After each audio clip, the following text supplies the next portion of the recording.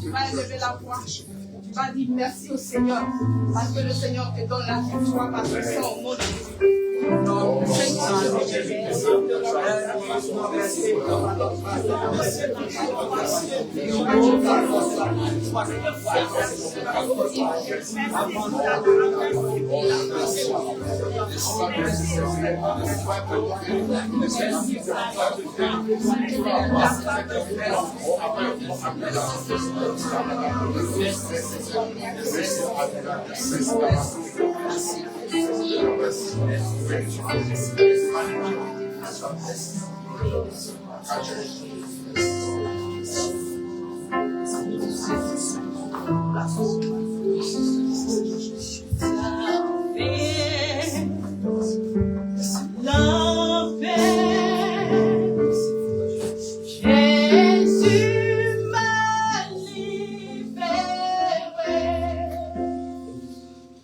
C'est en lui que j'ai trouvé la paix.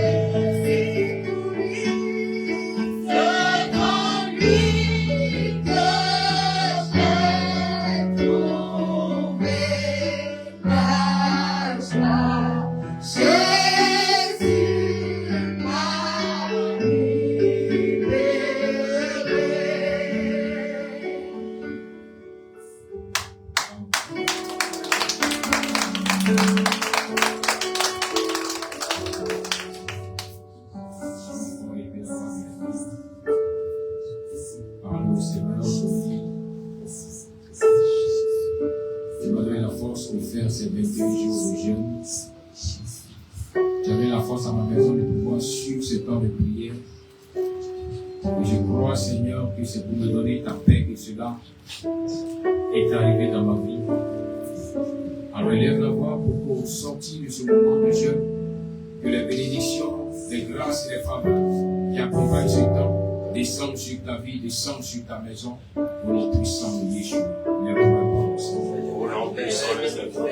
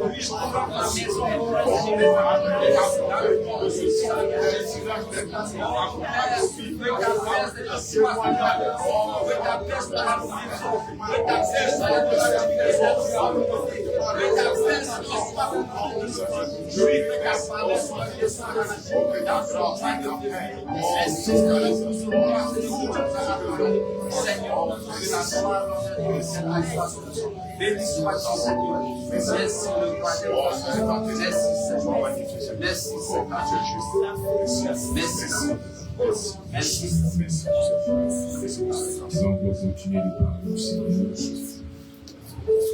Là où nous avons des préventions que l'humilité fait partie de la vie de toutes ces personnes qui marchent dans sa tête.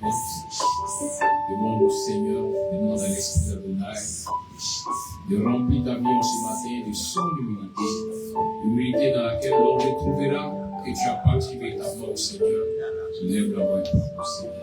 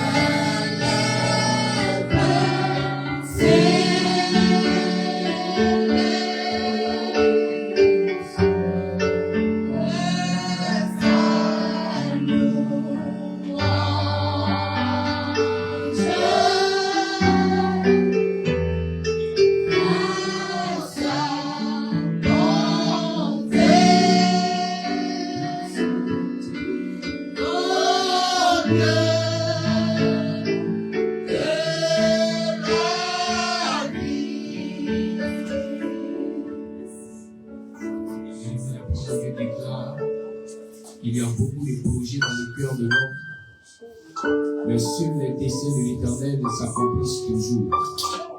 Donne-nous, Seigneur, ce matin, pour ces heures à venir, ces jours à venir, ces semaines à venir, que tes desseins pour ma maison, pour ma vie s'accomplissent. Que ta volonté pour moi descende de lève la voix par au Seigneur.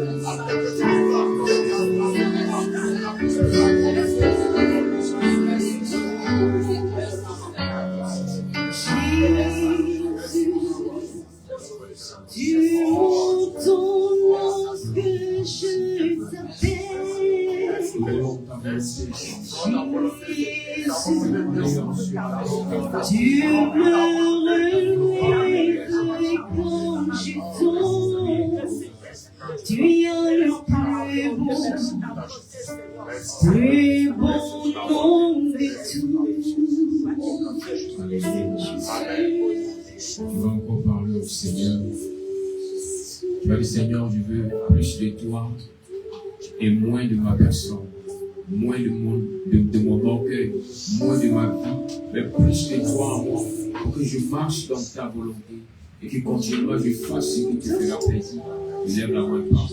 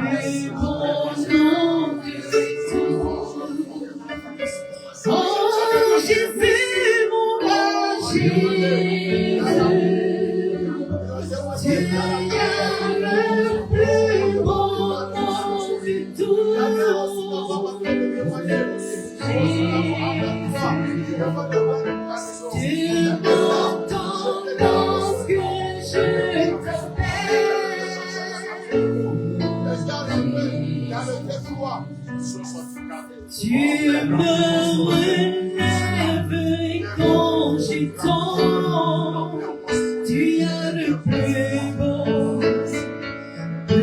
beau nom de tous. Jésus, Jésus, mon roi, Jésus, tu as le plus beau nom de tous. Jésus, tu m'entends.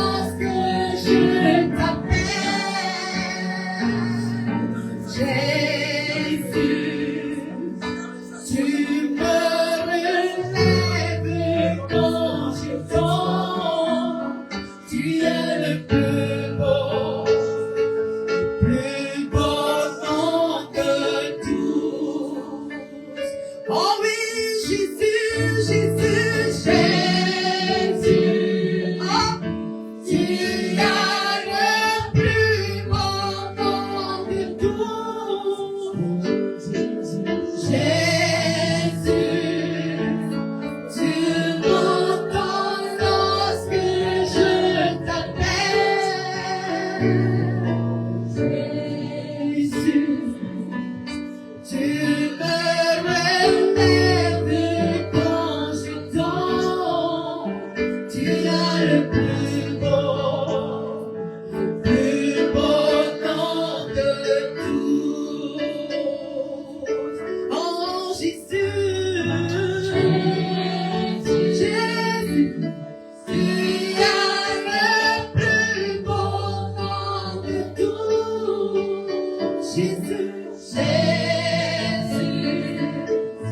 tu m'entends lorsque je t'appelle. Jésus, tu me relèves quand je tombe. Tu as le plus beau nom de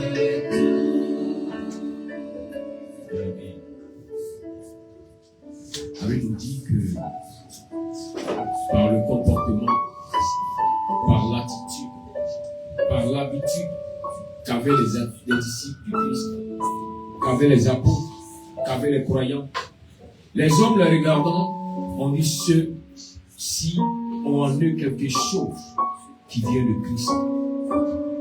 Et c'est ainsi qu'on les appelait des petits Christ, des chrétiens.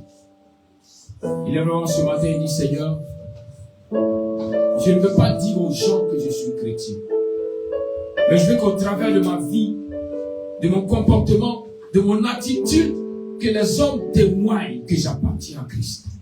Il lève la voix et parle au Seigneur.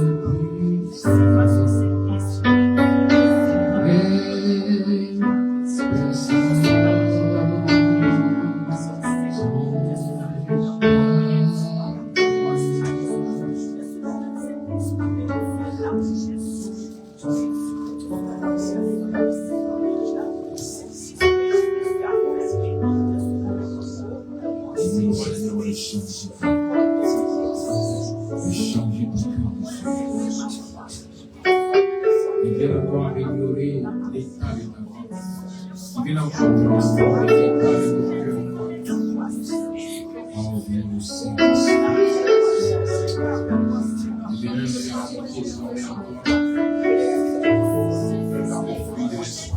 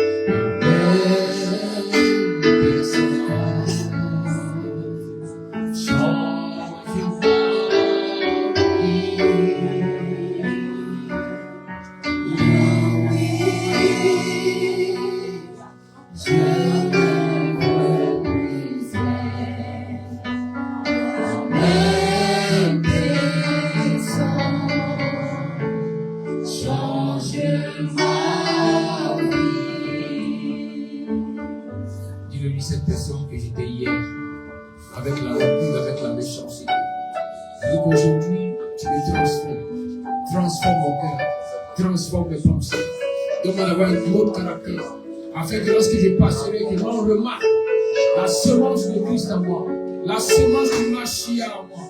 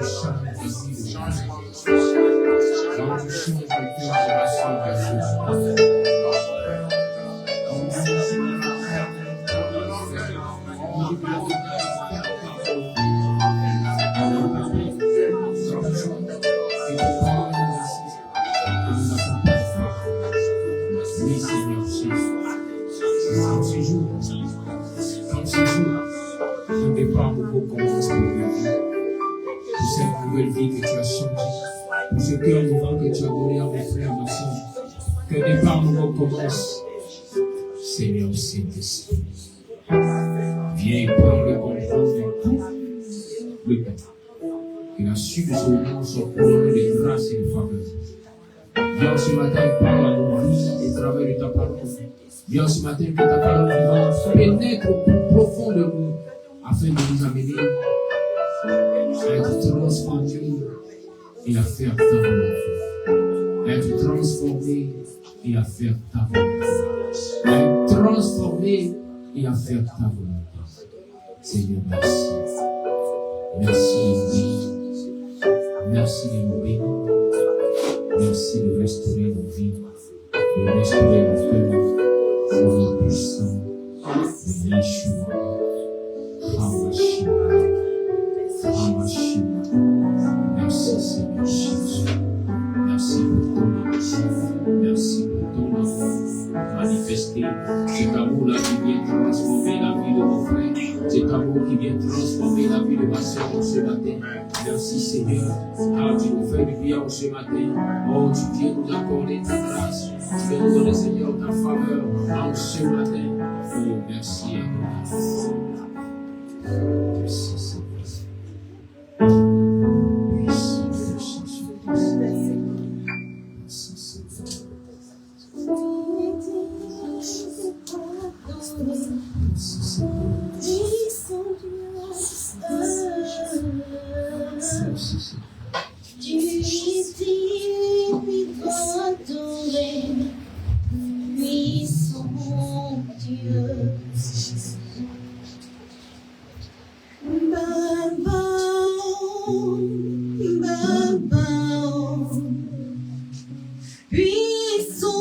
Dieu.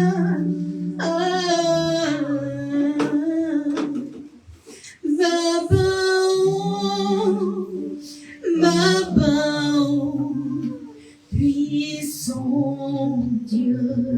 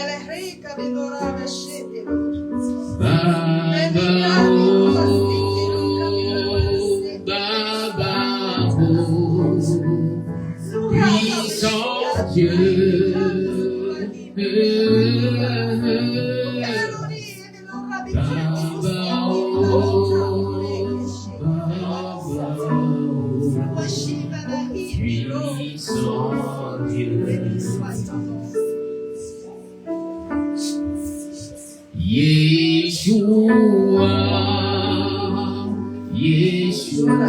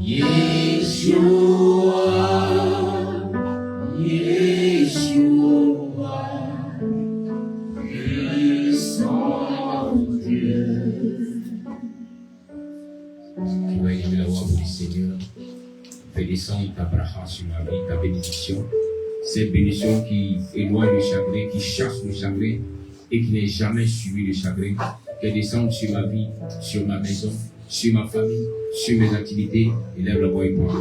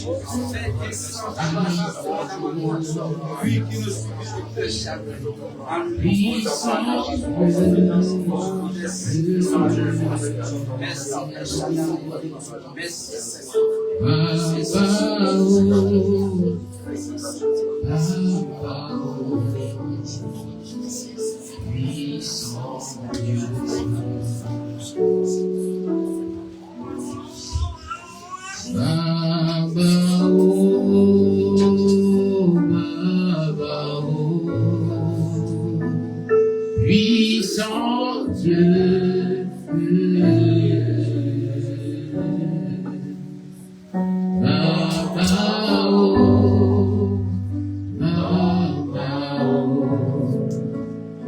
puissant Dieu, tu es digne d'être adoré, Yeshua.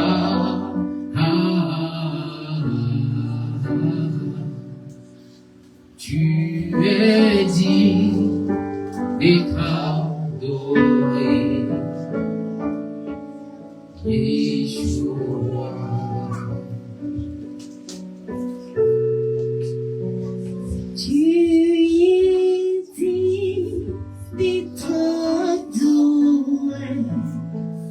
puissant Dieu.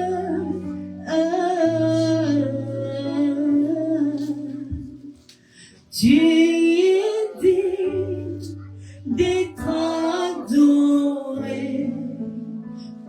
puissant Dieu. Tu es digne d'être adoré, puissant Dieu.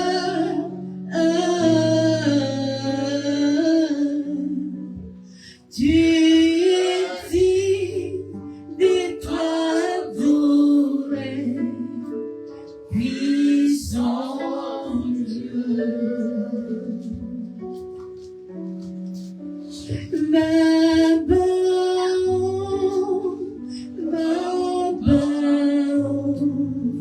puissant Dieu.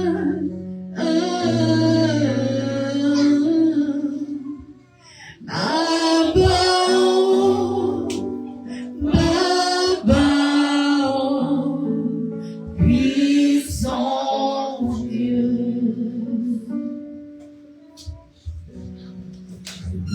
Amen.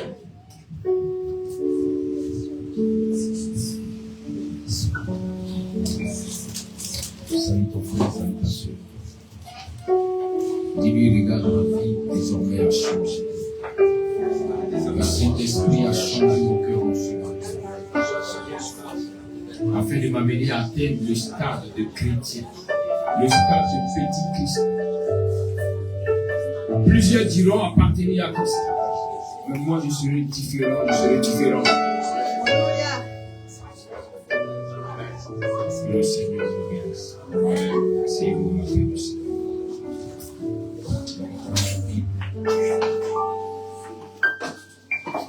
Rapidement, 1 Samuel chapitre 25. 1 Samuel chapitre 25 à partir du verset 18 au verset 38. 1 Samuel chapitre 25 à partir du verset 18 au verset 38. Le thème que nous traitons ce matin est l'humilité de la femme vertueuse. Durant 3 semaines, nous allons parler de l'humilité à plusieurs niveaux. Aujourd'hui, nous allons parler de l'humilité de la femme vertueuse. Et que le Saint-Esprit nous fasse du bien pour nous amener à aller en eau profonde. Alléluia. L'humilité de la femme vertueuse. 1 Samuel chapitre 25 à partir du verset 18 au verset 38. Vous commencez à faire la lecture pour ceux qui veulent. On y va.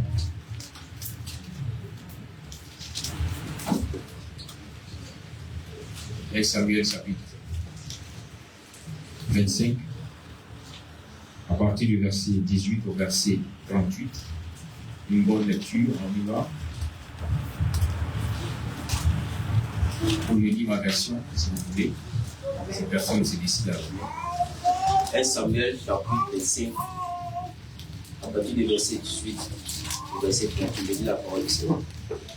Abigail prit aussitôt 200 pains, 2 outres de vin, 5 pièces de bétail à prêter, 5 mesures de grains rôtis, 100 masses de raisins secs, de 200 figues sèches. Elle les mit sur des arbres, et elle dit à ses serviteurs, passez devant moi, je vais vous suivre. Elle ne dit rien à Nabal, son mari. Montée sur un âne, elle descendit la montagne par un chemin ouvert. Et voici, David et ses gens descendaient en face d'elle, en sorte qu'elle les rencontra. David avait dit, c'est bien en vain que j'ai gardé tout ce que cet homme a dans le désert, et que rien n'a été enlevé de tout ce qu'il possède. Il m'a rendu le mal pour le bien.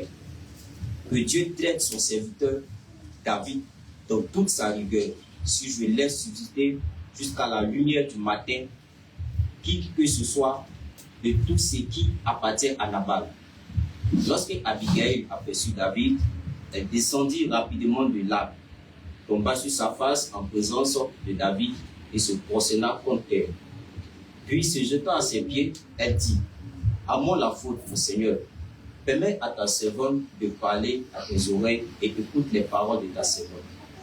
Que mon Seigneur ne prenne pas garde à cet homme, à ce méchant homme, à Nabal, car il est comme son nom. Nabal est son nom. Et il y a chez lui de la folie. Et moi, ta servante, je n'ai pas vu les gens que mon Seigneur a envoyés. Maintenant, mon Seigneur, aussi vrai que l'Éternel est vivant et que ton âme est vivante, c'est l'Éternel qui t'a empêché de répandre le sang et qui a retenu ta main. Que tes ennemis, que ceux qui veulent du mal à mon Seigneur soient comme Nabal. Accepte ce présent que ta servante apporte à mon Seigneur et qu'il soit distribué aux gens qui marchent à la suite de mon Seigneur. Pardonne, je te prie, la faute de ta servante, car l'Éternel fera à mon Seigneur une maison stable. Pardonne, car mon Seigneur soutient les guerres de l'Éternel et la méchanceté ne se trouvera jamais en toi. Si c'est là quelqu'un qui te poursuit et qui en veut à ta vie, l'âme de mon Seigneur sera liée dans le faisceau des vivants au poids de l'Éternel ton Dieu, et il lancera du creux de la fonte l'âme de tes ennemis. Lorsque l'Éternel aura fait du bien à mon Seigneur, tout le bien qui t'a annoncé et qui t'aura établi chef sur Israël, mon Seigneur n'aura ni remords ni souffrance de cœur pour avoir répandu le sang inutilement et pour s'être vengé lui-même. Et lorsque l'Éternel aura fait du bien à mon Seigneur, souviens-toi de ta servante. David dit à Abigail, béni soit l'Éternel, le Dieu d'Israël, qui t'a envoyé aujourd'hui à ma rencontre.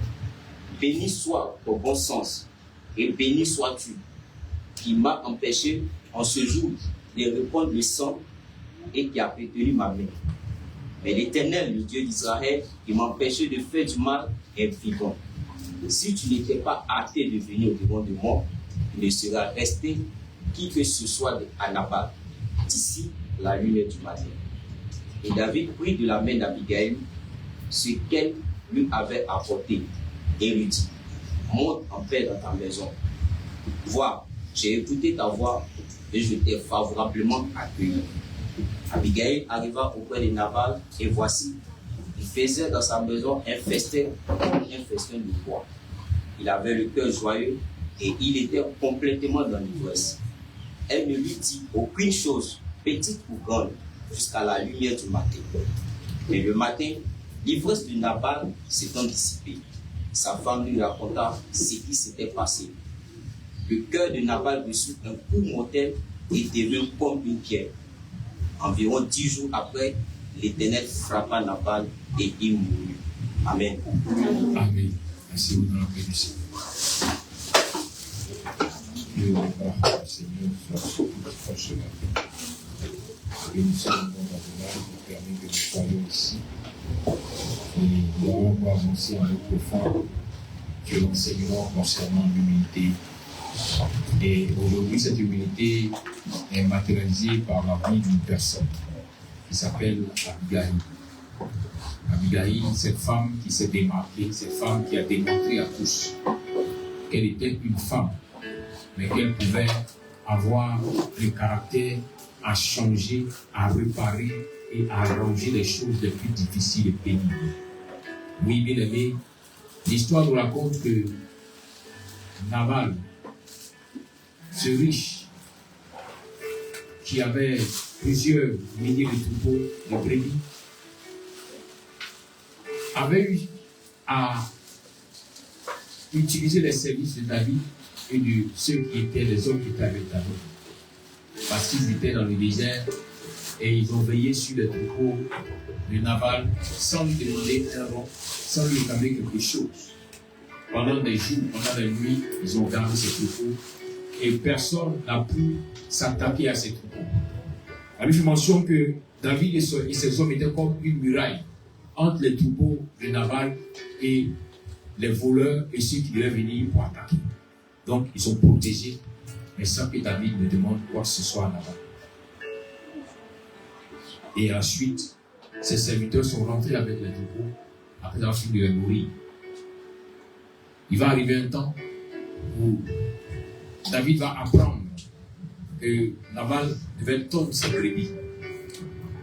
Dans cette région, la tonte des brebis était une fête, car après la tonte, on organisait une cérémonie pour pouvoir recevoir, pour pouvoir faire du bien à tous. Et que lorsque David a appris, il a envoyé certains de ses serviteurs vers Nabal pour lui dire: ton fils David te salue, reçois le respect de ton fils David. Et j'ai appris que tu as des tondeurs qui doivent tondre tes troupeaux. Que le Seigneur puisse bénir ta maison. Que la paix du Seigneur soit sur ta maison. Mais regarde ce que tu peux offrir à tes enfants, à tes serviteurs, pour qu'en retour, nous puissions participer aussi à cette fête avec vous. Et la Bible dit que Nabal avait été arrogant dans sa réponse, avait manifesté la méchanceté dans sa réponse. Il a dit au serviteur de David: qui est David? Moi, je ne connais pas David. Il y a des personnes comme ça qui sont égarées de leur maître et qui veulent en profiter des autres. Et les serviteurs sont retournés donner l'information à David. David a eu mal parce qu'il s'est rendu compte que cette personne-là qui l'avait aidé, cette personne-là qui l'avait secouru, dont il avait protégé les biens, aujourd'hui n'est pas reconnaissant. Cette personne-là aujourd'hui lui tourne le dos et lui témoigne sa méchanceté. Alors David a pris sur lui l'initiative d'aller et de combattre Nabal. Il a dit à Dieu: les personnes de cette méchanceté ne doivent pas vivre, car Nabal était méchant. En montée de matière, nous devons comprendre une chose, bien aimé. Un enfant de Dieu qui oublie tout ce qu'on lui a fait est une personne à craindre. Est quelqu'un de déloyal, quelqu'un de méchant. Quel que soit le stade que tu as atteint aujourd'hui, n'oublie jamais ceux qui t'ont donné un verre d'eau à boire. N'oublie jamais ceux qui t'ont pris sous leur couverture pour un peu moment, mais qui ont apporté quelque chose dans ta vie. Ne serait-ce que te rappeler de ces personnes-là. Témoigne au Seigneur que tu es quelqu'un qui a un cœur juste et un cœur d'amour. Car si tu n'arrives pas à te rappeler de ce que les hommes t'ont fait sur la terre, est-ce que tu pourras te rappeler un jour de ce que l'Éternel a fait pour toi? Le problème des enfants d'Israël dans le désert était le fait qu'ils avaient oublié ce que Dieu avait fait pour eux depuis l'Égypte jusqu'à les mener sur le chemin de Canaan. Voilà pourquoi tous ceux-là qui avaient murmuré sont restés dans le désert. Ils sont morts dans le désert. Sauf leurs enfants qui ont pu rentrer à Canaan, qui ont profité de la promesse du Seigneur à cause du manque de reconnaissance. Il faut que tu retiennes une chose, car le manque de reconnaissance est comme un péché devant Dieu. Il a permis que tu souffres. Là où souvent c'était difficile pour que tu aies 1000 francs par jour. Il a permis que les personnes te donnent, même si c'est du gari sans sucre. Mais souviens-toi qu'un jour, il y a eu une personne à tel endroit qui t'a fait du bien. Et en retour, cherche à aller aussi faire du bien à la personne. Ne dis pas non. Ils ne sont plus de mon rang. Ils ne sont plus de ma classe sociale. Alors, pourquoi est-ce que tu veux retourner encore vers ces personnes? Autant tu oublies que l'eau que tu as bu, si c'était l'eau de la pauvreté, n'allait jamais arriver là où tu es. Apprends à être reconnaissant. Le manque de reconnaissance a permis à David de se lever et de parler à Dieu pour aller tuer Nabal. Mais en toutes circonstances, le Seigneur ne permet pas certaines situations quand il sent qu'il y a quelqu'un, qu'il y a une personne qui a en lui les vertus de son esprit, qu'il y a une personne qui accepte de faire toujours sa volonté pour faire du bien aux autres.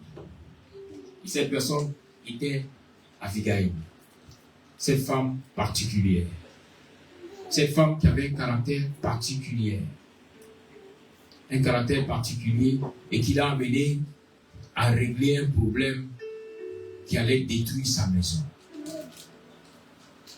Je mentionne qu'un des serviteurs de Nabal a approché la femme de Nabal, Abigail, pour lui dire: tu n'étais pas là. Regarde ce que mon maître a fait. Quand tu n'étais pas là, David a envoyé des serviteurs pour venir saluer mon maître et pour lui demander ne serait-ce qu'une offrande, un peu à manger. Mais mon maître a mal agi.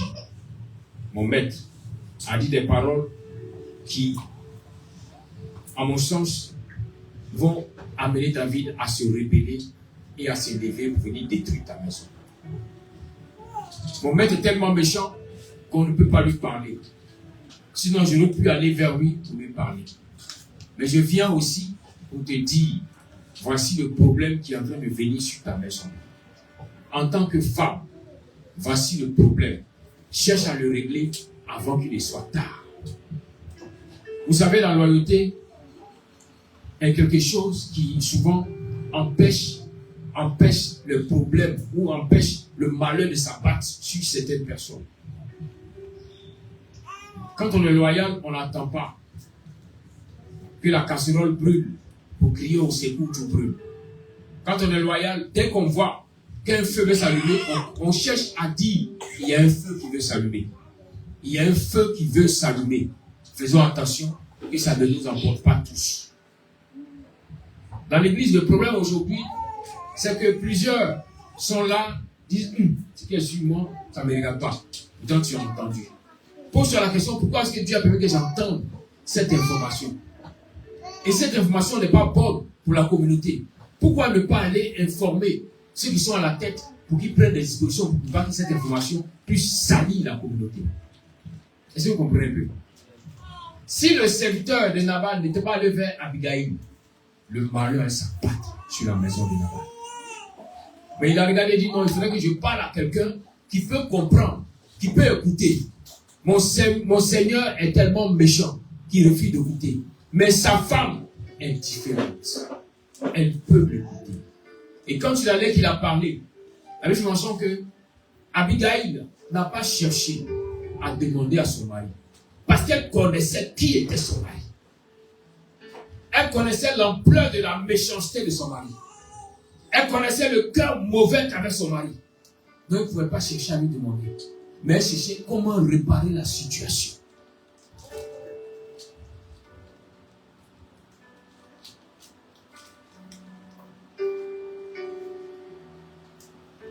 Souvent, il est mieux de prévenir que de guérir. Chercher à prévenir pour dire: ah, il y a telle situation. Avant que la plaie ne s'infecte, on peut chercher à la soigner pour qu'elle se cicatrise vite. Et ça, c'est le caractère de la loyauté.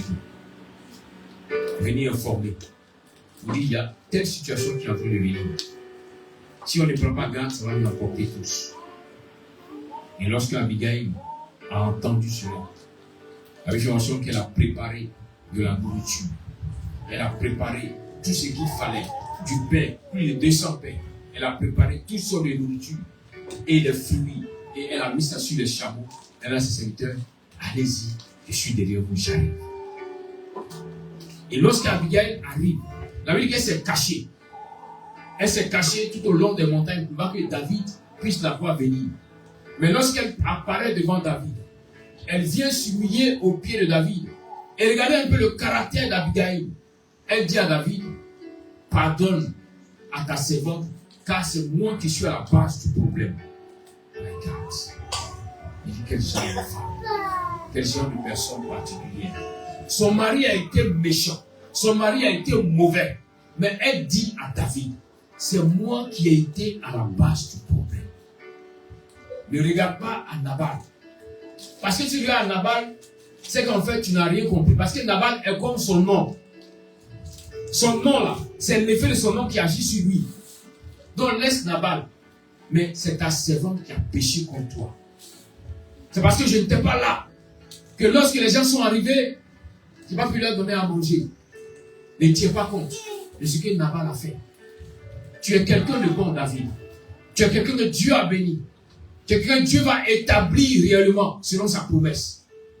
Mais David, regarde au peu que j'ai envoyé et donne à tes serviteurs, donne à ceux qui sont avec toi et épargne ma maison du châtiment.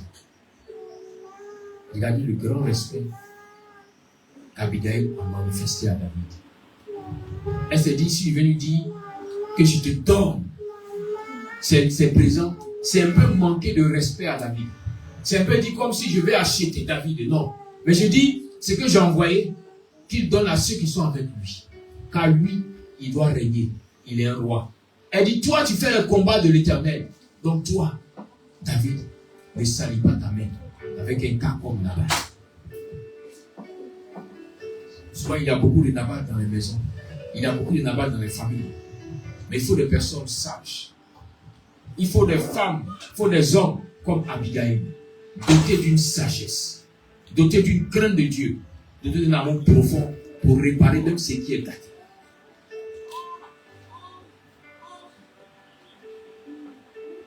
Vous savez aussi, c'est la marque de l'humilité. Une personne humble, quand il y a un problème, ne cherche pas sa raison, mais cherche d'abord à régler le problème. Et après, elle pourra chercher à réparer là où ça a été gâté. Il a dit que Abigail n'est pas allée vers Nabal. Vous dites, mais pourquoi tu es comporté de la sorte? Pourquoi tu as fait ceci ou cela? Non, elle dit, je suis en train de perdre le temps. Je vais aller régler le problème. Sans l'informer. Quand je finirai de régler le problème, alors je reviendrai vers lui et nous allons en parler.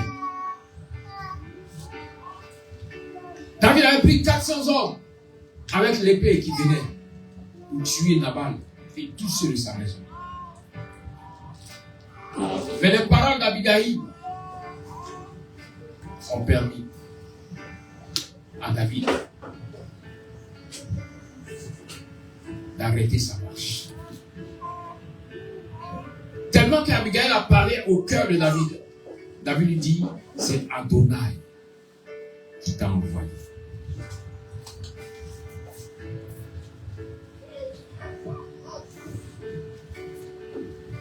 Il est dit, lorsqu'Abigail vit David, elle se hâta de descendre de son âne, tomba sur sa face devant David et se prosterna jusqu'à terre. Étant tombée à ses pieds, elle dit, c'est entièrement ma faute, mon Seigneur, entièrement ma faute. Permets, je te prie, à ta servante de parler à tes oreilles et écoute ce que ta servante dit. Je t'en prie. Que mon Seigneur ne prête aucune attention à Nabal, cet homme bon à rien, car il est exactement comme son nom. Nabal signifie rustre, et sa rudesse demeure avec lui. Mais moi, ta servante, je n'ai pas vu les hommes de mon Seigneur que tu as envoyés. C'est pourquoi, mon Seigneur, aussi vrai qu'Adonai est vivant, et que tu es vivant, comme Adonai t'a gardé de te rendre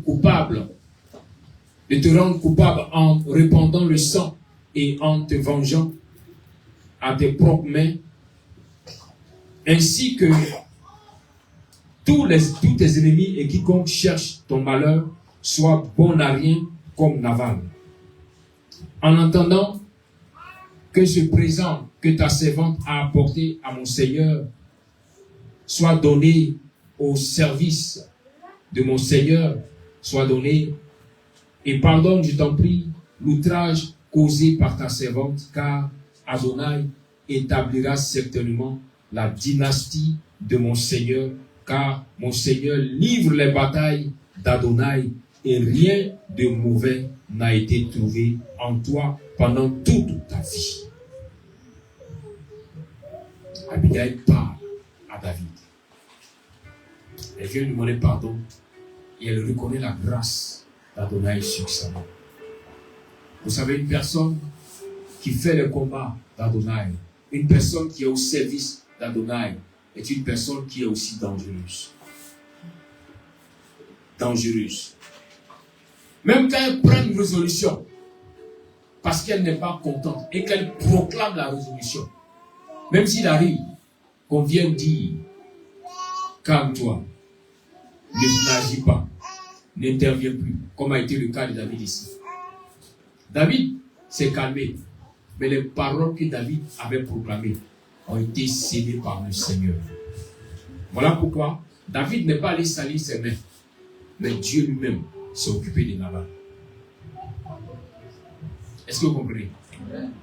Abigail a joué le rôle qu'il fallait pour épargner sa maison, pour épargner ses enfants, pour épargner ses serviteurs, pour épargner ses biens. Mais la parole avait déjà été signée.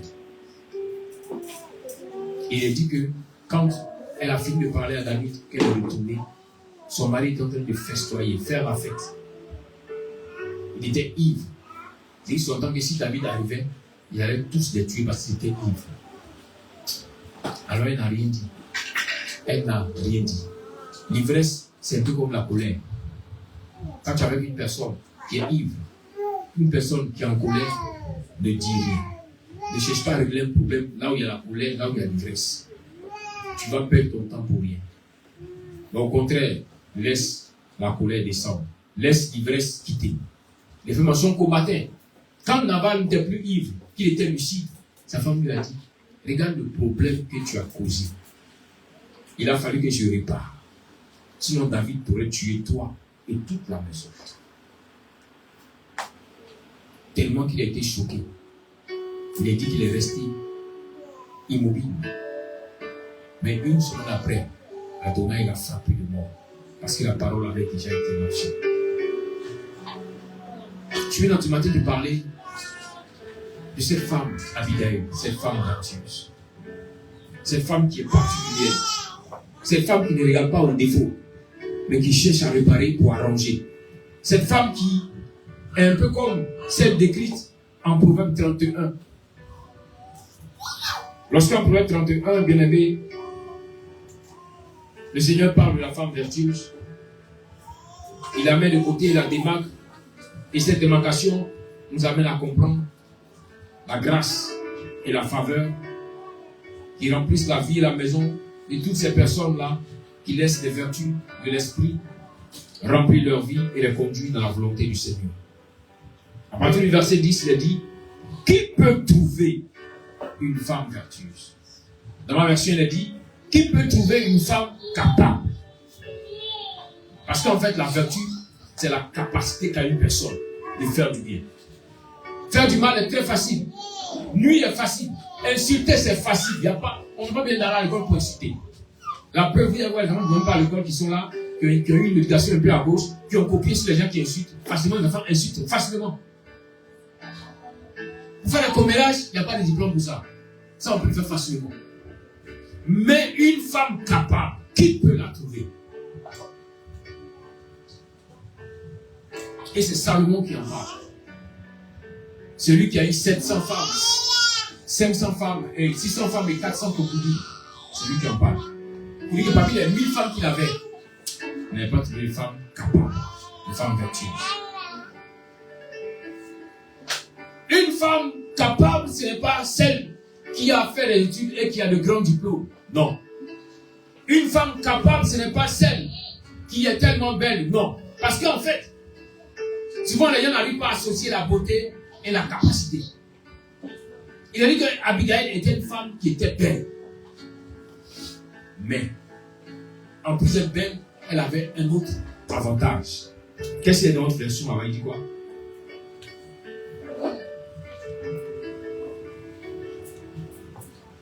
On dit Abigail avait quoi? Les autres travaillent aussi en proverbe pour moi. 1 Samuel, chapitre 25. Ok. 1 Samuel, chapitre 25.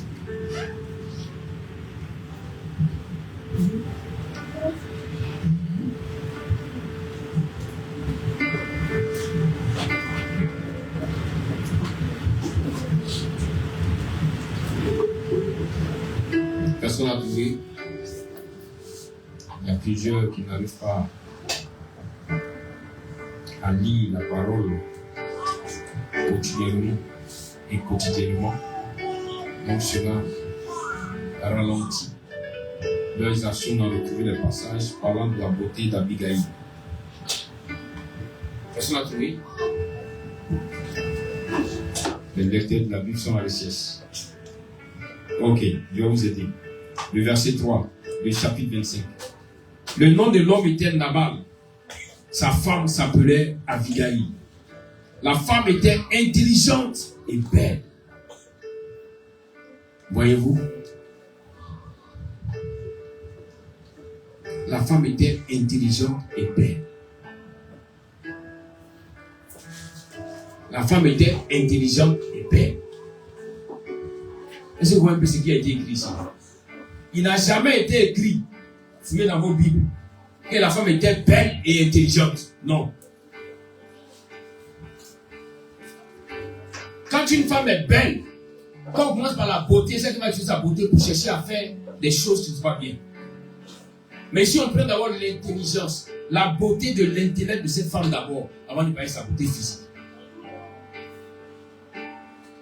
Donc une femme capable, c'est une femme d'abord qui est intelligente. C'est une femme qui est courageuse. Avant d'être belle, voici la femme. Mais si vous pensez que la femme capable, c'est celle qui est d'abord intelligente, vous allez vous mordre les doigts. Et c'est celle qui est d'abord belle, vous allez vous mordre les doigts, car la beauté dans un foyer ne contribue seulement qu'à 30% du foyer. Les autres 70% viendront de l'intelligence et du courage de la femme. C'est pourquoi Salomon dit ici, c'est ça? Qui peut trouver une femme capable? Sa valeur est bien plus élevée que celle des perles. Son mari a confiance en elle de tout son cœur et elle s'avérera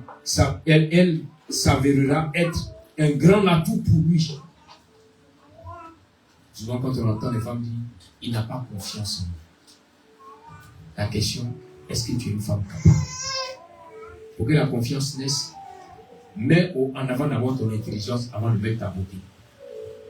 Parce que si tu mets ta beauté, je ne suis pas sûr qu'en Côte d'Ivoire, tu as été déjà Miss Côte d'Ivoire. Non.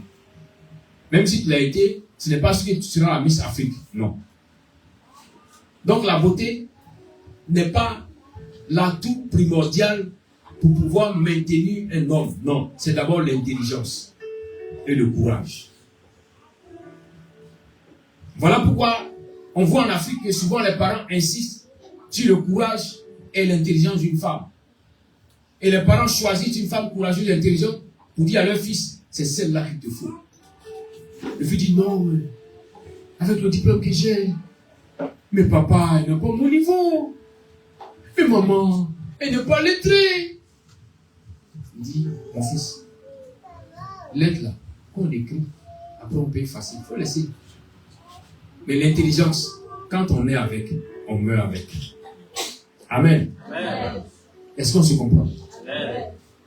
Il dit, elle travaille à lui amener du bien et non du mal tous les jours de sa vie. Une femme capable, une femme intelligente, travaille à faire du bien. Ses actions, c'est pour faire du bien tous les jours. C'est pas pour dire je fais seulement jeudi, vendredi, samedi. Pas pour dire je fais seulement au début du mois, comme il a un peu d'argent, il a peu pour l'on a mangé. Non, on dit tous les jours. Elle cherche à lui faire du bien et non du mal. C'est ça la femme capable, la femme intelligente, la femme vertueuse. Abigail faisait partie de cette catégorie de femmes qui cherchaient à faire du bien. Malgré qu'elle connaissait le sale caractère de son mari, malgré qu'elle savait qu'il était méchant. Et la Bible même pour démontrer sa méchanceté, pour dire que sa méchanceté était hors pair, qu'il était à part. On dit que les choses, Nabal descendait de Caleb. Pourtant Caleb n'a pas été méchant. Caleb a obéi à Dieu. Caleb a été avec Josué. Ils sont allés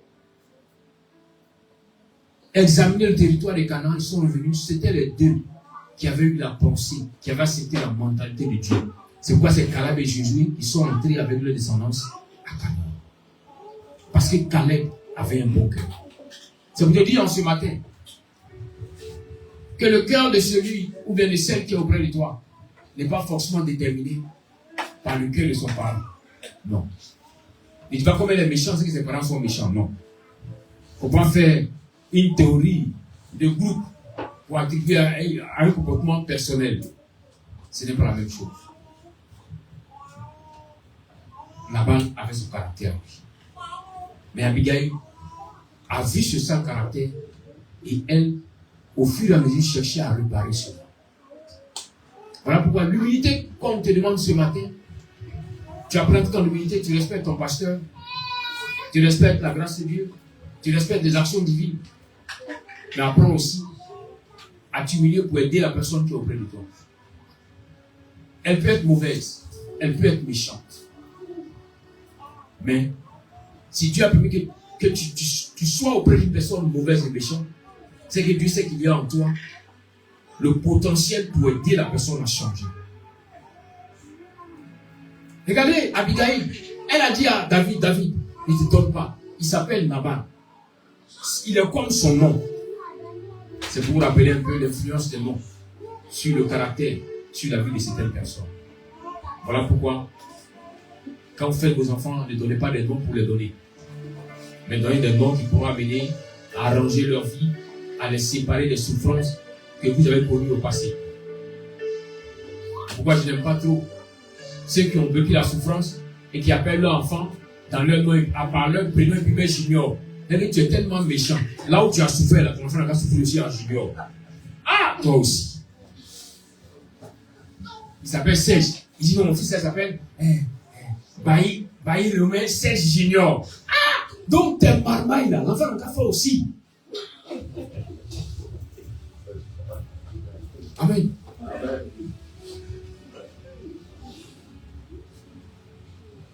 Pardonnez. Il ne faut pas souffrir vos enfants. Dans le monde, c'est que tu as vécu. Tes enfants ne doivent pas vivre cela.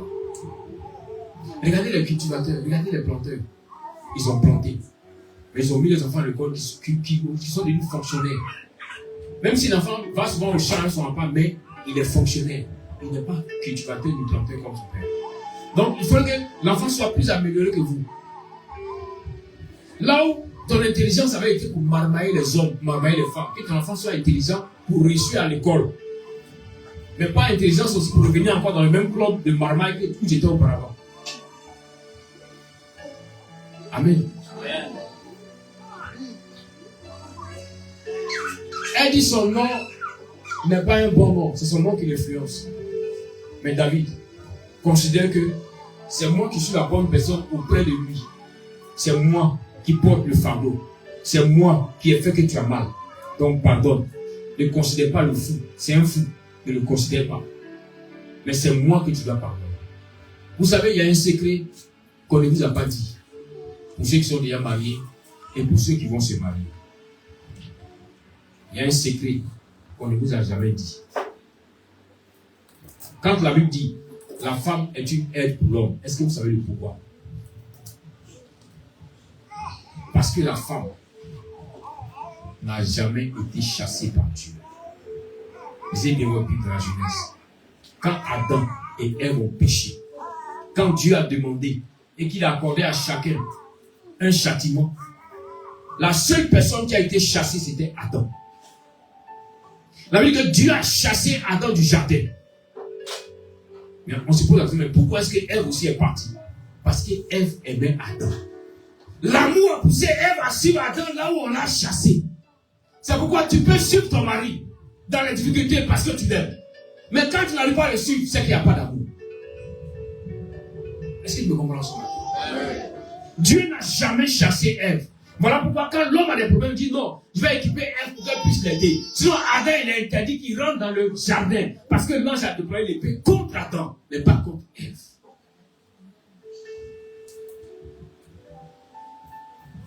Abigail était cette femme qui était là pour changer Nabal. Et je suis que longtemps, elle a tout fait pour l'amener à être bon. Mais chaque fois, son côté Nabal ressortait. Mais chaque fois, elle aussi faisait l'effort de réparer,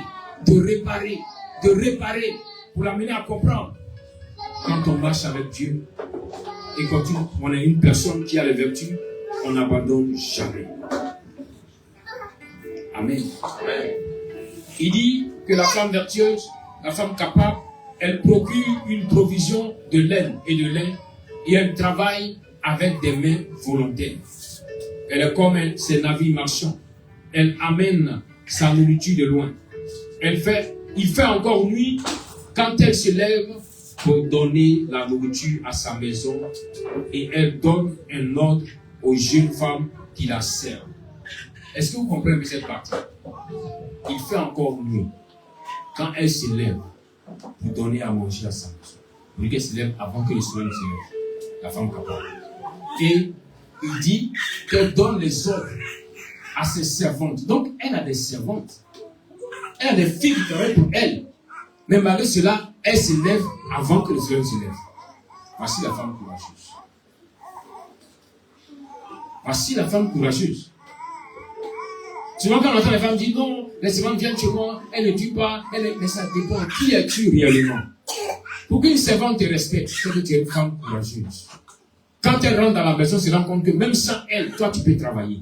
Même sans elle, toi tu fais tes choses. Elle t'accorde plus de respect. Mais quand la servante rentre, elle se rend compte que sa patronne ne sait même pas préparer du riz. La sauce graine là, c'est difficile. Tu s'arraches, oh là c'est borobodi. La servante ne pourra même pas te respecter. Quand tu donnes les ordres, elle dit après, elle sait que si elle ne fait pas, toi tu ne peux pas faire. Donc elle a les galons maintenant dans la maison. La femme capable, c'est pas la femme, non, comme l'argent, c'est quoi, donne à 10 heures, c'est pas de ça qu'il s'agit. Au contraire, mais ce sont celles qui n'ont rien qui font ces choses. Sinon, celles qui ont l'argent, qui réfléchissent comment multiplier l'argent, ne peut pas dormir à 10 heures. Même quand elle n'a rien à faire, elle se lève tôt. Elle donne les ordres avant de pour aller dormir. En ce moment, elle a déjà tout distribué. Vous comprenez? Une femme capable, elle est courageuse. Elle prend soin de sa maison. Elle prend soin de sa maison. Souvent, une femme peut être belle, mais à cause de sa paresse, l'homme qui est auprès d'elle commence à être découragé et il commence à mettre sur pied un plan d'action, comment faire pour sortir de cette relation à cause de la paresse. Nous sommes pasteurs, on entend beaucoup de choses. On nous dit beaucoup de choses. Vraiment, elle est belle, elle est respectueuse, mais, elle est trop paresseuse. Elle est trop paresseuse. J'ai quelqu'un que j'apprécie bien qui me dit, prophète, souvent-même je fais exprès le matin avant de partir, avant de sortir par le travail. Je fais exprès, je prends un bout de papier, je froisse et puis je jette dans un coin de la maison. Je vais jusqu'à il vient à 20h. Le même papier est là. Je reconnais qu'elle n'a pas balayé la maison.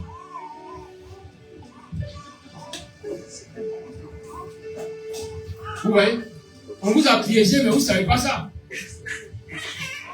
Tu te dis que non, quel a mis là? Mais lui, où il a mis là? Si tu balayes correctement la maison, tu vas arriver là-bas.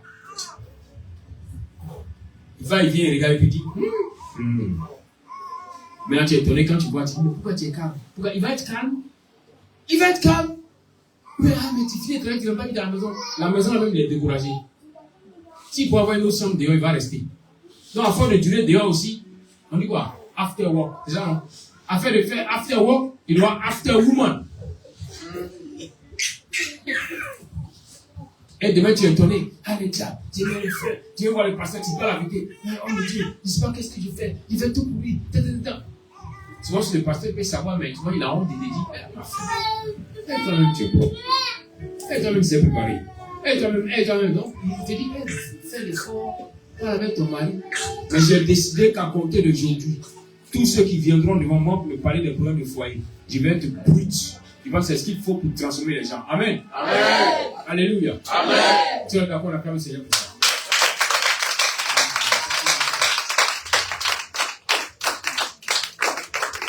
Amen. Amen. Il dit, elle examine un champ, puis elle achète. De ses revenus, elle plante une vigne. Vous voyez, la femme courageuse, ce n'est pas celle qui va demander même qu'une magie. Elle n'a qu'une magie à son mari. La femme courageuse, il y a des choses qu'elle fait aussi dans la maison. On dit, elle vient pour aider le monsieur. Mais toi, tu dis que toi, tu viens pour surcharger la personne. Mais s'il fait une prière pour dire, Seigneur, tu as dit que ce serait une aide, non pas une surcharge. Alors, Seigneur, décharge-moi. Mais tu verras que tu seras déchargé. Quand demain tu seras dehors, tu vas trouver quelqu'un qui va le dire. Non, c'est Dieu lui-même qui a déchargé le monsieur. Parce que tu es venu pour le charger. Et non pas pour l'aider. Parce que souvent, la personne qui t'aide à faire un travail a plus de force que toi. Mais comme le travail t'a été confié, alors c'est toi qu'on regarde. Regardez souvent ceux qui poussent. Chez nous, on a fait ici ceux qui poussent. On dit quoi? Les pousse-pousse. Ou bien les charrettes. Ou bien on dit quoi ici? Les autos. Souvent quand il est fatigué, ceux qui viennent l'aider, l'amènent à aller. Mais c'est ceux qui viennent l'aider qui ont plus de force que lui. Mais quand il arrive dans la destination, on dit quoi? On dit qu'il est fort, qu'il a envoyé la marchandise. C'est ça, la femme doit aider. Et elle l'aide, et puis elle se cache. Elle ne s'affiche pas. Il n'y a pas de capitaine dans un plateau. Elle l'aide et elle se cache. Quand vous sortez, quand vous allez au plateau, vous voyez les immeubles. Vous dites, waouh, mais c'est beau. Mais est-ce que vous savez que ce qui soutient l'immeuble n'est pas visible? La fondation, c'est elle qui soutient l'immeuble. La tour est tellement grande. Mais pose-toi la question, comment est la fondation? Mais on ne la voit jamais. Tout le monde apprécie la beauté de la tour. On dit elle est belle. Waouh, mais elle est gigantesque. Waouh, mais elle est splendide. Mais on ne reconnaît pas. On oublie même la fondation. Pourtant, c'est elle qui a fait la tour. C'est quoi une femme vertueuse? Une femme capable est celle qui est dans l'ombre, mais qui soutient. Et celle qui est dans l'ombre, mais qui permet à l'homme de pouvoir évoluer, de pouvoir avancer. Vous savez, il y a plusieurs sortes de langage dans une maison. Il y a le langage verbal, il y a le langage gestuel, il y a le langage matériel. Il y a plusieurs sortes de langage dans une maison. Il y a plusieurs sortes de langages. Mais souvent, les gens sont limités seulement au langage verbal, au langage gestuel, ou bien au langage peut-être du visage. Mais il y a d'autres langages qui dépassent le visage. C'est vrai qu'il faut regarder le visage de ta femme, ton mari, pour voir un peu quel est ce qui est dans son cœur. Mais il y a d'autres langages, frère. Hier, je suis en train de parler à maman pour dire, il y a un langage que le Saint-Esprit m'a révélé. J'ai compris que c'est un langage très profond dans le foyer. Donc, mon frère, toi qui m'as marié, il faut que tu écrives ça pour garder. Mais ça dans ta maison, là, tu écris. Tu dis ce langage-là, Seigneur, révèle-moi toujours ce langage. Il y a un langage où tu vas savoir si la femme là, si elle est contente, si elle t'attend au tournant, ou bien si elle t'attend aussi dans la chambre. Le langage, c'est dans la nourriture, mon frère. Tous les jours, elle prépare du riz pour te donner. Mon frère, tu es déjà radié.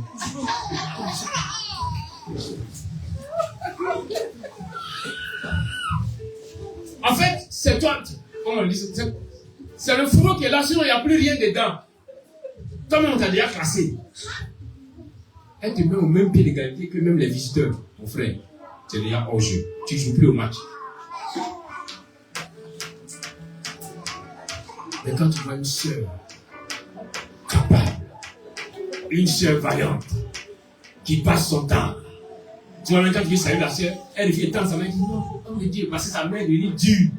Une vraie pileuse de foutu. Manioc, elle pile. Son tarot, là, on n'en parle pas. Banane, elle pile. Elle pile à midi, elle pile le soir. Elle transmet. Ma soeur, tu es fatiguée. Nous avons fait, c'est bon mari. Frère. Ma soeur, elle a pilé aussi. Et puis, banane est devenue bien plaquée. Il faut être beaucoup souple aussi dans tes actions. Souple. Souple en donnant aussi de ton revenu. Souple aussi en prenant soin d'elle. Souple aussi quand tu veux dormir. Il ne faut pas être trop dur là-bas. Je dis, il y a des plans. Surtout quand une femme. Parlez. Prépare. Ouais, quand on mon frère. Prépare. Une sauce graine pour un béquet. Avec placali pour lui donner. Mon frère, si tu n'es pas devenu plaqué là-bas, c'est que tu n'es pas bien. Parce qu'elle n'a pas élevé avec ça. Mais pourquoi est-ce qu'elle fait cela? Parce qu'elle veut te faire du bien. Elle donne un message, un code. Vous dit, quand tu seras content. Vous savez, tous ceux qui sont en couple, chacun connaît la préférence de l'autre. Mais c'est bizarre souvent, ne lui a pas demandé de faire ta sauce préférée, bien fait pour te garder. De toi à moi, ça veut dire quoi? C'est qu'elle est contente de toi. C'est qu'elle veut que tu continues de lui faire du bien. Mais souvent, quand tu rends compte qu'il y a beaucoup de sel qui ont dépassé la sauce, il y a beaucoup de piments, parce que peut-être tu as un problème de ventre. Ah, il faut te revoir. C'est un message qui est là. C'est une préparation de guerre. Avant de lancer les missiles, là, on commence déjà par les petits accessoires. Amen. Amen. Oui, arriver à comprendre aussi ce genre de langage. Une femme capable, une femme vertueuse, elle fera du bien. Un homme vertueux aussi fera du bien. Il n'attendra pas. Il sait que sa femme a des défauts. Il sait que peut-être même elle est méchante. Mais il va toujours ouvrir. Parce qu'il va vouloir l'aider et réparer. Voilà pourquoi Paul dit que l'amour couvre les fautes. Souvent les gens le disent sans comprendre la profondeur de ce verset. Quand ils sont contents, ils vont manger sur la salade. Ils disent, oh, l'amour couvre les fautes. Maintenant, quand la faute vient, maintenant un petit vent, c'est un pas ouragan, un petit vent. J'ai vu un dragon. L'amour couvre les fautes. C'est ce que tu as dit là, tu as oublié. Oh my God. Sinon, Abigail n'a pas vendu le monsieur. Elle n'a pas parlé de lui devant les secteurs de la maison pour dire non, tu es méchant, tu es mauvais. Non, elle sait qu'il est méchant. Et puis elle va et puis elle prend la charge. Elle dit non, c'est moi qui suis méchante. Ne considère pas lui là. Vous le laissez comme ça. Elle va dire non, que c'est à cause de moi il a été comme ça. C'est moi qui lui ai dit que non, si je ne suis pas là, que quelqu'un vient pas qui donne à manger. Donc David, ne te fâche pas. Pardonne-moi, c'est à cause de moi. Elle a pris sur elle la charge. Parce qu'elle est une femme capable. Quand on dit femme capable, c'est de ça qu'il s'agit. C'est de ça qu'il s'agit. Sinon, c'est la beauté là. Vous savez, au fur et à mesure, vous n'avez pas remarqué que même vos enfants, au fur et à mesure que vous faites des enfants, ceux qui naissent après deviennent encore plus beaux qu'avant. Nous sommes d'accord, non? Est-ce que nous sommes d'accord? Les premiers là sont beaux. Mais au fur et à mesure qu'ils viennent, on dirait qu'ils sont vraiment façonnés encore. Ils sont encore plus beaux que les premiers. Vous êtes d'accord? Ah, ça veut dire que quand tu es né là, après toi, tes petites soeurs dans la ville là, elles sont plus belles que toi. Amen. Amen. Répondez bien. Amen. L'entrée parler. Comment on l'appelle même? Donne-moi les noms. Comment on appelle les jeunes là? Les jeunes filles là, on n'a pas compris. On peut qu'il y ait la tâche de poche. Hein? Oui. Donc si tu n'es pas une femme vertueuse, que le monsieur a vu un jeune pigeon, une jeune colombe là-bas, tu vas commencer à accuser le diable. Pourtant le diable n'a rien fait. Mais c'est parce que tu étais incapable. Une personne qui est capable va commencer à venir prendre le dessus. Même quand c'est gâté, avec le Seigneur, on peut tout réparer. Il n'y a jamais. David avait déjà pris la route pour venir tuer. Peut-être que la fille de dehors a déjà pris la route pour venir te renverser dans le foyer. À cause du comportement que tu as. Mais il n'est pas encore tard. Tu peux réparer. Par ton humilité, tu peux revenir sur tes pas. Demander pardon à ton mari. Demander pardon à ta femme. Pour que les choses repartent à nouveau. Et montre que tu es une personne capable, une personne courageuse, une personne qui aime, une personne qui peut protéger, une personne qui peut amener à changer.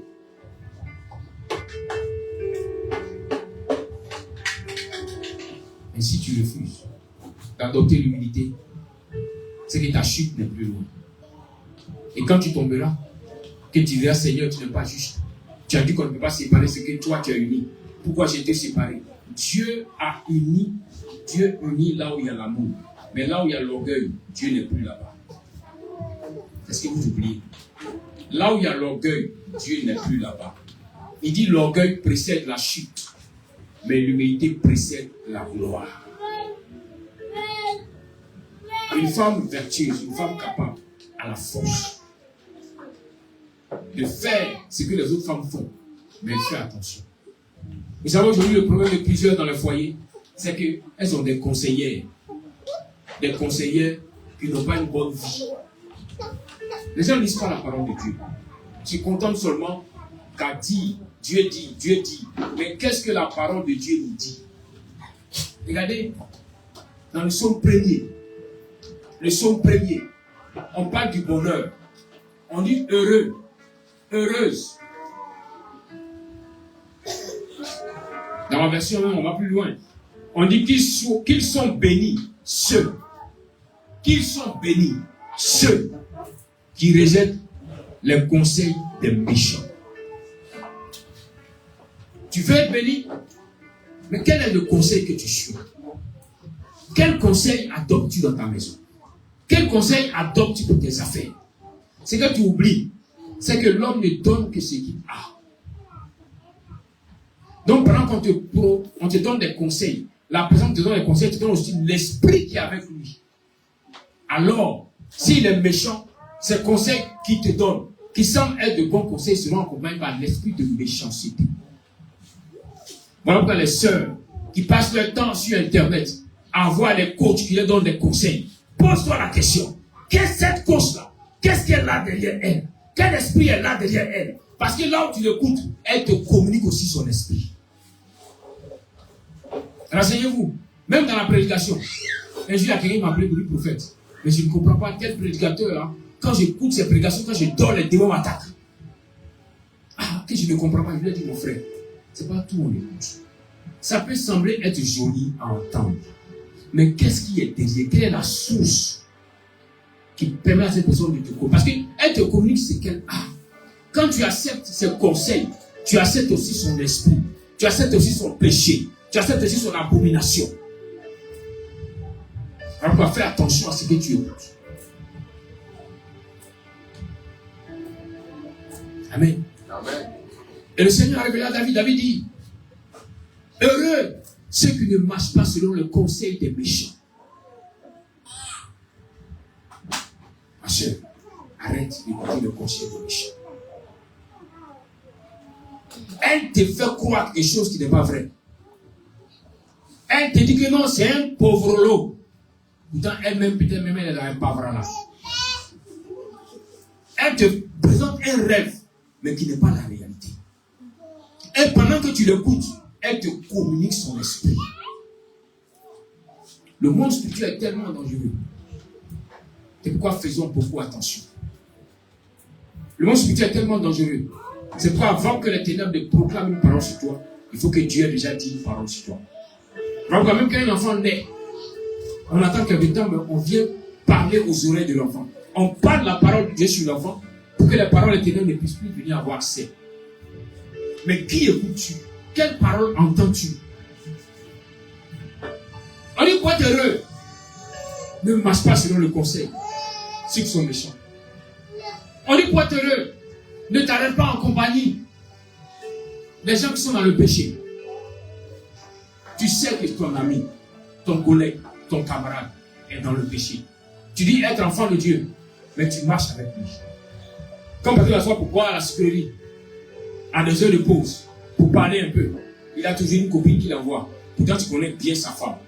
Et tu acceptes de t'asseoir auprès de lui pour cautionner ce qu'il fait. Soit en disant, C'est lui qui le fait, moi ça ne m'intéresse pas. Frère, Paul dit, l'apôtre Paul dit, les mauvaises laissent corrompre les bonnes. À force d'accepter ton péché, tu vas finir par accepter ce péché dans toi-même ta propre vie. Aujourd'hui, tu peux t'asseoir avec lui, avec sa maîtresse. Demain, la maîtresse se rend compte que chaque fois qu'elle vient, tu es avec son maître. Mais l'autre qui est à côté n'a personne. La maîtresse va chercher à toucher une autre maîtresse pour lui accompagne-moi. Tu peux avoir un client. Et l'autre vient. Et puis on fait les présentations. Tu es assis là, tu n'es pas dedans. Mais on lance les causeries, tu causes aussi. Tu es en train de participer au péché. Et dans peu de temps, toi-même tu vas pécher aussi. Et tu seras malheureux. David dit pour être heureux, ne marche pas en compagnie des pécheurs. Et ne t'assieds pas en compagnie des moqueurs. Voici les 3 points que David a développés dans le psaume premier pour dire que si tu veux être heureux dans ta maison, dans ta vie, les 3 points là, ne les fais pas. Vous savez, la moquerie vient des ténèbres. Un moqueur, c'est quelqu'un qui se rit d'une situation. Même quand elle est mauvaise, même que si tu peux dire que c'est normal, mais il ne te moque pas. Parce qu'il y a un principe qui ne rate jamais, c'est qu'un homme aura sémé et le moissonnera. La moquerie est quelque chose qui vient du malin. Un enfant de Dieu ne doit pas se moquer. Au contraire, au lieu de te moquer, aie pitié. Aie la compassion. Pour dire, Seigneur, regarde ce père de famille. Regarde, il est ivre, il est tombé. Regarde, tout le monde se rit de lui, Seigneur. Aide-le à ne plus être humilié. Au lieu de te moquer, souvent, il y en a qui aiment tellement se moquer, même souvent, de certaines infinités. Ils se moquent. Non, il est infime, là, comment il marche. Et puis tu dis, viens aimer cette malédiction que tu attires sur ta vie. Même ton ennemi, quand tu vas apprendre qu'il a été frappé, ne crie pas youpi pour commencer à danser, sinon tu seras maudit. Dieu interdit cela. Ne te réjouis pas du malheur des autres, non. Au contraire, aie compassion. Dis Seigneur, amène-les à te connaître pour être en paix, pour ne plus subir l'humiliation. Vous comprenez? C'est à partir de ces 3 points-là que le bonheur peut venir dans une maison. Que le bonheur peut arriver dans une vie. À partir de ces 3 points. Maintenant, pour ceux qui prient, qui jeûnent, pour réussir dans leurs affaires, dans leurs activités, bien aimés, on ne prie pas, on ne jeûne pas pour ça. Si on t'avait ça avant, je viens rectifier le tir. On ne prie pas, on ne jeûne pas pour réussir dans une activité. Non. Toujours dans le psaume premier, David donne la réponse. Je lis, qu'ils sont bénis ceux qui rejettent les conseils des méchants, qui ne se tiennent pas sur la voie des pécheurs, ni ne s'asseyent au même endroit que les moqueurs. Ils font leur délice de la Torah d'Adonai. Sur sa Torah, ils méditent jour et nuit. Ils sont semblables à des arbres plantés près des cours d'eau. Ils portent leurs fruits en leur saison. Leurs feuilles ne se flétrissent jamais. Tout ce qu'ils font réussit. Vous voyez? Quand tu as fini sur les 3 points, quand tu as mis en pratique les 3 points que David a parlé, et que maintenant, il y a le désir. Un désir, c'est un sentiment qui accompagne d'amour. Voilà pourquoi quand un homme va aimer une femme, il dit là, non, je te désire que tu sois auprès de moi. Je désire partager ma vie avec toi. Parce qu'un désir est toujours accompagné d'amour. Mais regarde, est-ce que tu as le désir, est-ce que tu as l'amour pour méditer la parole de Dieu, le jour et nuit? Est-ce que c'est désir, est-ce que ce n'est pas un fardeau pour toi? Est-ce que tu n'es pas ennuyé quand tu lis la parole de Dieu? Parce que méditer et lire sont deux choses différentes. La méditation vient quand le cœur est disposé, quand l'amour est pour cette parole.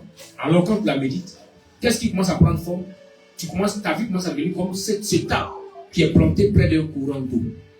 Même s'il y a la sécheresse, l'arbre là ne sèche pas.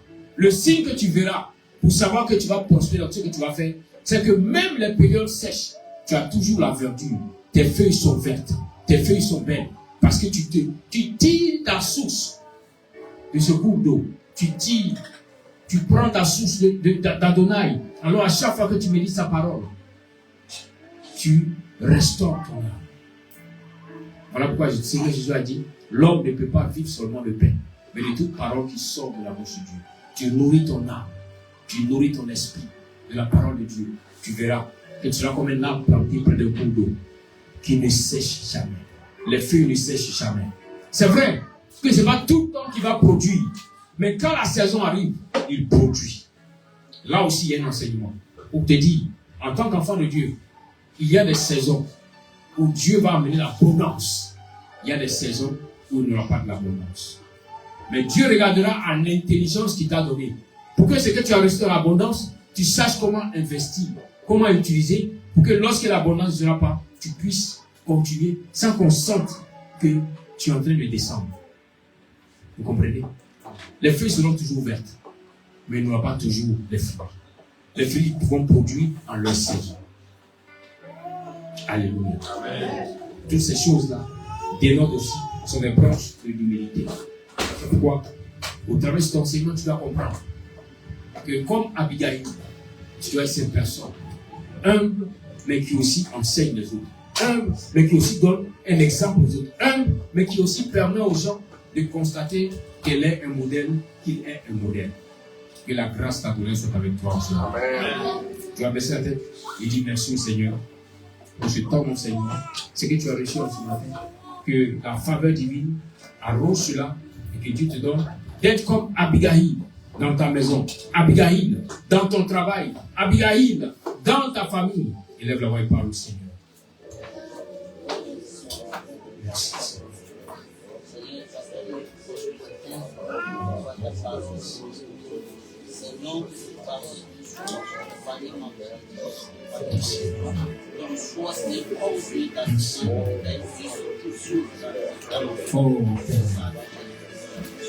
Nous allons décider, Seigneur, que tu changes nos vies, que tu changes nos cœurs, que tu changes la vie de mon frère et la vie de ma soeur.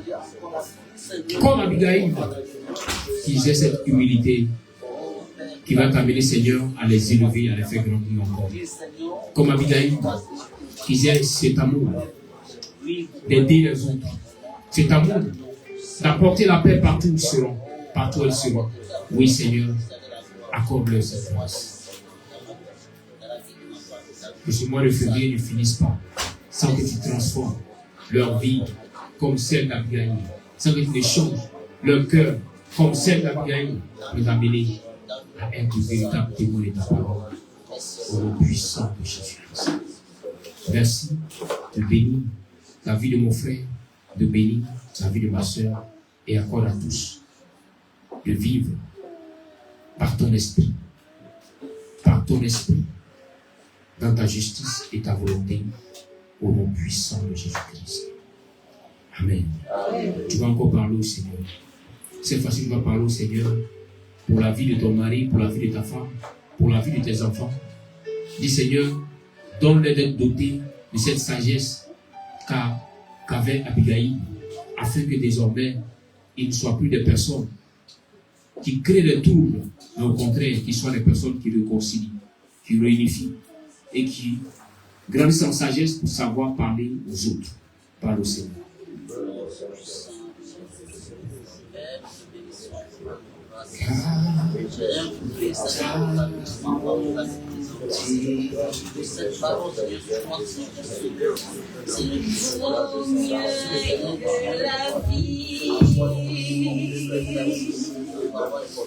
Car ta bonté vaut mieux que la vie, mais les